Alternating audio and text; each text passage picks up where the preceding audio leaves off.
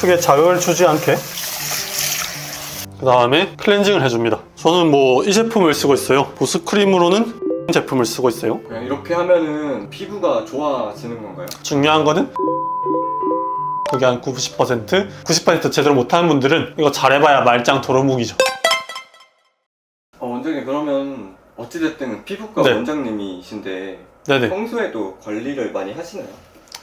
네, 뭐 많이는 안 해도 기본적인 건 다 하죠. 보습하고 선크림하고 뭐 유별나게 많이 하진 않은 것 같습니다. 그럼 원장님이 세수도 하고 선크림 영상도 찍었는데 네. 댓글 보니까 세안하는 브이로그 같은 거 찍어달라는 요청이 많더라고요. 네네. 그러면 뭐 우리 세수하는 영상에 있었던 내용 아닌가요? 아, 네네. 네. 근데 진짜로 네네. 아침 저녁으로 평소에 어떻게 하는지를 그대로 보여주시면 좋을 것 같아요. 알겠습니다. 뭐 제품들 뭐 쓰는지까지 말인가요? 네네, 그렇죠. 그래요. 뭐 바르는 것까지 보여드려도 의미가 있을 것 같습니다. 근데 한 가지 미리 말씀드리고 싶은 게 있어요. 그게 뭐예요? 저는 사실 피부에 대해 가지고 이전에는 굉장히 무디고 관심 없는 남자였습니다, 피디님. 이전에 막 3-4시간 서핑하고 3-4시간 오토바이 타는데도 선크림도 안 바르고 타고 그랬던 사람이 지금 피부과 원장을 하고 있다는 게 저도 가끔 웃길 때가 있어요. 원장님은 근데 좀 저번에도 말씀드렸는데 네. 피부과랑 안 어울리시는 외모인 것 같아요. 아무튼 그러다 보니까 화장품에 대한 생각이 과거에는요, 뭐 그런 거 발라봐야 망고 쓸데없다 라는 생각이 좀 컸었습니다. 피부에 좀 헛돈 쓴다 생각해가지고 부모님이나 연인이 백화점 1층이나 올리브영 같은 데서 막 긴 시간 제품 뭐 살지 고민하느라 보내고 있으면은 저는 입이 뿌르퉁하게 나와가지고 밖에서 기다리고 있었죠. 저도 사실 그래요. 근데 피디님 신기한 게 뭔지 아세요? 그 화장품에 대한 그런 부정적인 생각을 제가 가졌었는데 그런 정확히 똑같은 생각을 피부과 시술에 제가 했던 적이 있어요. 무슨 말이냐면은 비싼 상품 쓸데없다 생각했던 것처럼 보톡스, 레이저 이런 피부과 시술도 쓸데없다 생각했었던 거죠. 제가 피부과에서 일하기 전까지는요. 그래서 누가 피부과 가가지고 보톡스 받는다, 레이저 받고 왔다 이러면은 돈 아깝게 그런 거 왜 할까 하고 싶은 생각이 이전에는 컸었는데요. 근데 직접 의사로서 일을 해보면서 시술을 해보기도 하고 받아보기도 하니까 사람들이 몸이 바뀌고 마음이 변하는 걸 보면서 이렇게 새로운 세상에 있고 사람들한테 이런 좋은 효용을 가져다준 서비스가 있음을 알게 되면서 미용이라는 게 이런 가치가 있구나라는 걸 느끼게 된 거죠. 그래서 화장품도 내가 너무 선입견을 갖고 본 거 아닐까 생각을 했었습니다. 그래서 부원장 때까지는 전혀 관심 없고 친구나 가족이 가져다 주면은 화장품 그대로 쓰던 제가 이제 개원을 하고 나서야 이것저것 사용해보고 화해 어플도 깔고 공부를 해보기 시작했죠. 그래서 제 루틴이라 할 만한 세안법을 가진 지가 정말 얼마 되진 않았어요. 근데 그 뒤에 내린 결론은 뭐냐? 화장품에 들어있는 성분들이 도움이 된다. 적절히 잘 발라주고 관리하는 것이 좋다입니다. 근데 원장님 겨우 화장품 좋다라는 얘기 하시려고 네. 이렇게 얘기 빌드업 하시는 건가요?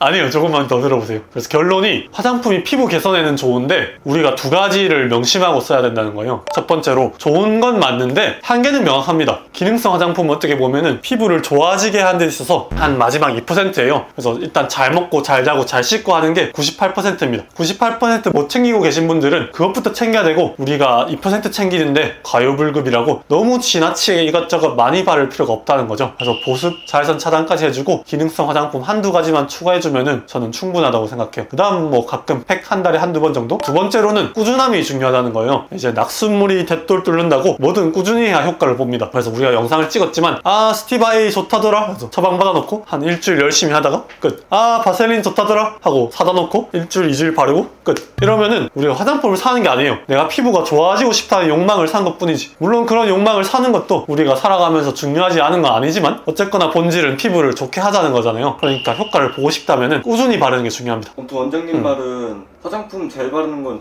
좋은데 네네. 한계가 있으니까 그냥 꾸준히 해야 된다는 거죠. 지나칠 필요는 없고. 네네. 잔소리 듣는다고 고생하셨습니다. 이제 제가 직접 하는 거 그러면은 아침 저녁으로 어떻게 하시는지 한번 보여드리도록 할게요. 자, 아침입니다. 자, 아침입니다. 세수를 해야겠군. 자, 이제 세수를 하러 가보겠습니다. 이불 안 계시나요? 이불요? 이불은 출근하기 전에 갭니다. 가시죠. 세수를 해야겠군. 그래서 이제 세안을 하겠습니다. 우선 당연히 물로 씻어야겠죠? 전에 세수 영상에서 말씀드렸던 것처럼 크게 자극을 주지 않게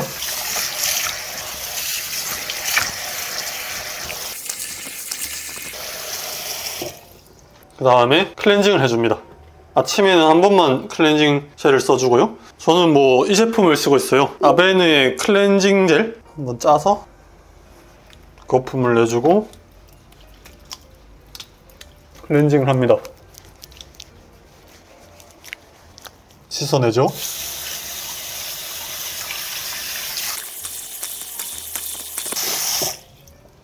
자, 이제 물기를 닦아야겠죠? 말씀드린 것처럼 너무 빡빡 따지 않고 물기만 흡수하는 식으로, 지금은 수건이 없지만 수건을 이렇게 대준다 생각하시면 될 것 같습니다. 그래서 마찰을 최소화시켜주고,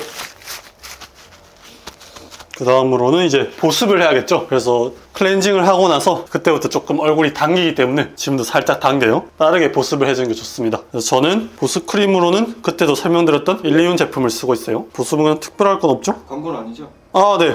협찬 일제로 받은 거 없습니다. 저 오늘 아침에 다 제 집에 있는 화장실에서 하나씩 챙겨왔습니다. 얼굴에 가볍게 전체적으로 발라주시고, 목도 신경 써주시고, 지금은 목은 아까 씻진 않았는데 원래 샤워할 때 같이 씻는다 보시면 될 것 같습니다. 그리고 이제 보습을 하고 나면은 제가 이제 뭘 한다고 했었죠, 피디님? 바세린? 맞습니다. 근데 아침에는 많이 바르진 않고요. 저 같은 경우는 여기 미간 쪽이 조금 자주 건조해지고 약간의 지루성 피부염이 있다 보니까 귀 쪽이나 이쪽에 조금 각질이 나요. 그런 부위 쪽으로 조금 발라줍니다. 그래서 살짝만 떠가지고 미간 쪽에 조금 발라주고, 귀 쪽에 발라주고, 코 쪽에 좀 발라줍니다. 자, 이렇게 하고 나서 이제 뭘까요?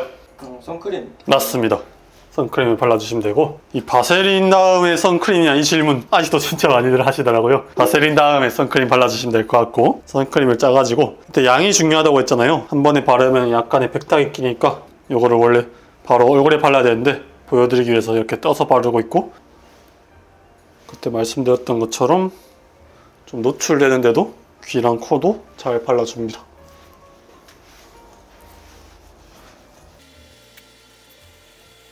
우리가 선크림 바를 때 뭐가 중요하다고 했죠, 피디님? 흡수시키는 거. 맞습니다. 적정 용량을 한 번에 다 바르면은 백탁이 심하게 끼니까 한 번 정도 더 발라주면 좋다고 했었고요. 출근하기, 바깥에 나가기, 자외선을 쐬기 30분 전에 발라주셔야 충분히 흡수가 된다 라고 말씀드렸죠. 그래서 저는 2번 정도 발라주는 것 같습니다. 근데 물론 진짜 바쁜 날은 이렇게 다 챙기지 못하는데 시간 여유가 되면은 2번 정도 챙겨주는 것 같아요. 마지막으로 목에도 발라줍니다. 저는 오토바이를 타고 출근하기 때문에 목이 잘 노출되거든요. 자, 이렇게까지 바르고 나면은 출근을 하게 됩니다. 저희 아침 루틴이 여기서 끝나고, 이제 씻고 나서 클렌징 폼으로 클렌징 젤로 세안을 하고, 씻고 나서 닦아주고, 보습을 하고 나서 바세린을 살짝 발라주고, 선크림을 발라서 마무리를 한다 라고 요약을 할 수 있겠습니다. 이제 나이트 타임 거 보여드릴까요? 네네. 알겠습니다. 이게 원래 씻고 나서 또 바로 씻으면은 얼굴이 되게 자극이 되고 좀 당기는데, 여러분을 위해서 보여드리도록 하겠습니다. 세수를 해야겠군.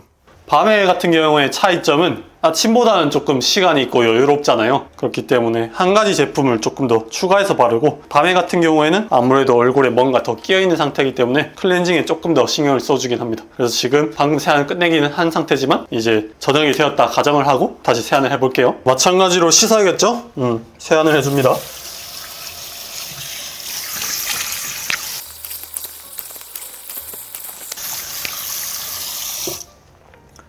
클렌징 젤로 클렌징을 해주시고,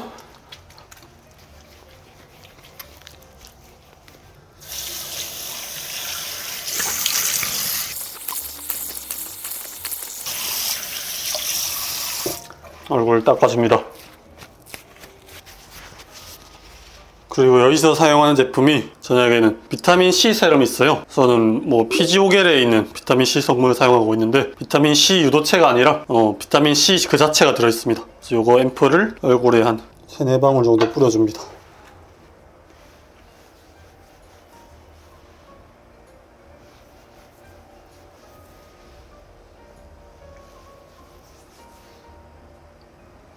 그 다음에 흡수 잘 되게 좀 펴 발라주시고, 이제 보습을 다시 해줍니다.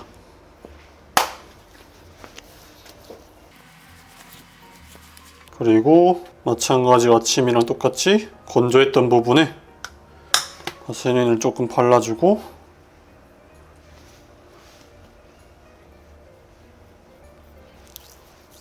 이렇게 하고 나면은 저의 저녁 세안 루틴이 끝나게 됩니다. 세안은 여기서 다 보여드린 것 같은데 다시 원장실로 옮겨서 좀 궁금하신 점에 대해서 좀 답변을 들어보면 좋을 것 같아요. 자, 여기까지 아침 저녁 세안을 보여드렸고요. 차이점이 아침 저녁에 있다 하면은 뭐 비타민C 세럼 정도? 사실 이걸 아침에도 바를 때도 있긴 합니다. 출근 시간이 쫓기지 않고 마음의 여유가 있을 때. 근데 보통은 아침에는 좀 살짝 급할 때가 있다 보니까 그럴 때는 저녁에만 바르죠. 이렇게 루틴을 보통 진행하고, 루틴을 뭐 딱 정해놓고 하는 건 아니지만 횟수로 따지자면은 한 달에 한두 번 정도는 얼굴에 팩을 하는 것 같기도 합니다. 그럼 원장님은 그 스티바이 그 계열은 안 바르세요? 아, 네. 사실 비타민 C를 제가 바른다고 했잖아요. 바르고 나면 약간 자극된 느낌이 드는데 스티바 A도 비타민 A로 둘 다 조금 자극이 되는 성분이거든요. 뭐 둘 다 동시에 쓰면은 민감해지고 따갑고 좀 불편해질 수가 있습니다. 제가 뭐 좋다고 이것저것 좋다고 하지만 여러 개를 바르게 되면 과유불급이라고 했잖아요. 그래서 하나만 쓰고 있습니다. 그럼 비타민 C 바를 때는 조심해야 될 점이 있을까요? 일단은 물론 비타민 C 유도체 성분도 있지만 좀 더 제대로 효과를 누리려면은 비타민 C 자체, 아스코르브산이 포함된 화장품으로 사는 게 저는 좋다고 생각하고요. 피부를 늙게 만드는 산화물질이 생성되는 걸 이 발라준 비타민 C가 잡아주기 때문에 좋습니다. 아침 저녁 둘 다 발라주시면 저는 좋다고 생각해요. 바르실 때 주의할 점은 로션이나 크림 같은 경우에는 pH가 조금 높고 비타민 C는 아스코르브산으로 좀 산성입니다. 그래서 중성 염기성을 만나면 이 비타민 C 산도가 올라가게 되면서 좀 효과가 덜해지겠죠. 그렇기 때문에 C를 바르자마자 바로 기초를 바르게 되면은 비타민 C가 좀 빨리 죽습니다. 그래서 1분 정도 기다리면 좋은데 마냥 기다리는 뭔가 답답하니까 효과 증폭을 위해서 두세 번 발라줍니다. 그래서 저도 아까 2번 정도 발랐었고요. 그 뒤에 로션과 크림을 바르면 좋을 것 같아요. 그냥 이렇게 하면은 피부가 좋아지는 건가요?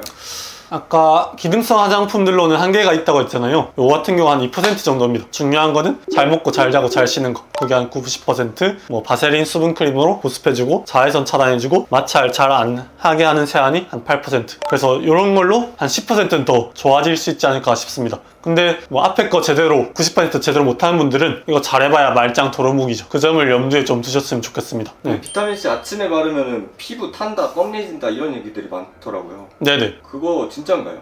약간의 낭설인 것 같긴 한데 어쨌거나 얘네들은 산화물질을 막아주는 성분인데 사실 산화물질은 얼굴이 자외선을 만났을 때 많이 생긴단 말이죠. 그렇기 때문에 우리가 자외선을 많이 쐬는 아침 낮 시간에 비타민C 도움이 저는 필요하다고 생각하고 직접적인 자외선이 비타민C와 만나면 안 좋긴 하지만 그렇기 때문에 선크림을 발라주시는 것이고 이런 루틴을 지켜서 바른다면은 저는 큰 걱정을 안 하셔도 괜찮다고 생각합니다. 그럼 비타민C 바르고 선크림 바르면은 상관이 없다는 거네요? 네.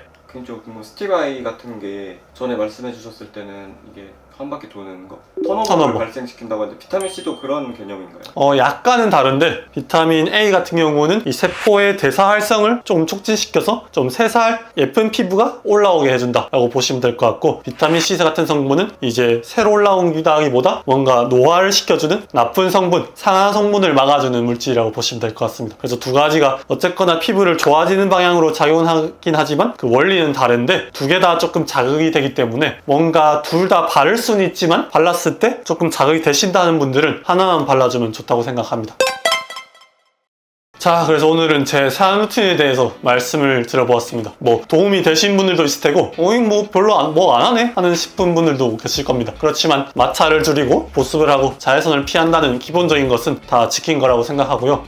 마지막으로 이런 세안과 화장품에 대해서 한마디만 더 하자면은 세안과 화장품들이라는 게 이런 게 실제로 갖고 있는 효과, 얼굴에 보습을 해주고 영양분을 주고 자외선을 막아주는 역할도 있지만 어떻게 보면은 저는 하나의 의식이라고 생각해요. 세레모니, 내가 내 얼굴에 무언가를 해준다, 내가 나를 소중하게 다룬다, 아낀다, 손으로 내 얼굴을 어루만지는 이 행위가 무의식 중에 스스로에 대한 사랑을 좀 높여준다고 봅니다. 나는 소중한 사람이야. 그런 것 자체가 우리 삶을 더 풍성하게 해준다고 생각해요. 그래서 관심이 없으면은 이게 귀찮을 수도 있지만 관심을 가져보면은 그만큼 또 재미있고 그만큼 피부가 또 좋아질 수가 있으니까 이참에 아무것도 안 하고 계신 분들은 저희 루틴으로 조금 시작을 해보셔도 괜찮을 것 같습니다. 세수 시간이 기대가 돼. 막 뭔가 바르고 싶고 빨리 세수해서 좋은 거 발라보고 싶고 물론 과유불급이긴 합니다. 이상 하원장이었습니다. 감사합니다.